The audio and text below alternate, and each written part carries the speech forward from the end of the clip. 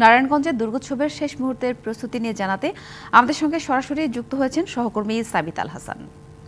সাবিত, কাল মহাষষ্ঠী দুর্গোৎসবের শেষ মুহূর্তের প্রস্তুতি কেমন দেখছেন, পাশাপাশি নিরাপত্তা ব্যবস্থা নিয়েও বিস্তারিত জানাবেন। সাথে আমি এই মুহূর্তে অবস্থান করছি নারায়ণগঞ্জের আমলাপাড়া সার্বজনীন দুর্গাপূজা মণ্ডপ কেন্দ্রে, এবং এখানে প্রায় শেষ মুহূর্তের কাজ চলছে বলা যায়। এখানে বর্তমানে যে এখানকার পুলিশ সুপার তিনি জানিয়েছেন যে আমলাপাড়া সহ নারায়ণগঞ্জের যতগুলো দুর্গাপূজার কেন্দ্র আছে সবগুলোই কিন্তু নিরাপত্তার চাদরে ঢেকে ফেলা হয়েছে।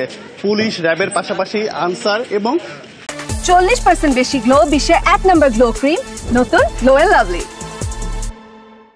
গোয়েন্দা সংস্থা, সাদাপোশাক গোয়েন্দা সংস্থার কর্মীরাও কিন্তু এখানে নিরাপত্তার জন্য কাজ করবে। পাশাপাশি আগামীকাল মহাষষ্ঠী এবং আজ সন্ধ্যা থেকেই মূলত বোধনের মধ্য দিয়ে পূজার আনুষ্ঠানিকতা শুরু হবে, এবং তার জন্য প্রায় সকল কার্যক্রমই সম্পন্ন করেছেন এখানকার পুরোহিত থেকে শুরু করে পূজা মণ্ডপের সাথে জড়িত সকল কর্মকর্তারা। আমরা জানতে পেরেছি নারায়ণগঞ্জে 216টি পূজা মণ্ডপে এবার পূজা উৎসব পালিত হবে, এবং আগামী 13 তারিখ দশমীর মধ্য দিয়ে শেষ হবে দুর্গাপূজার সমাপ্তি। নারায়ণগঞ্জের মূলত এই ছিল আমাদের কাছে সর্বশেষ তথ্য। সাবিত, ধন্যবাদ।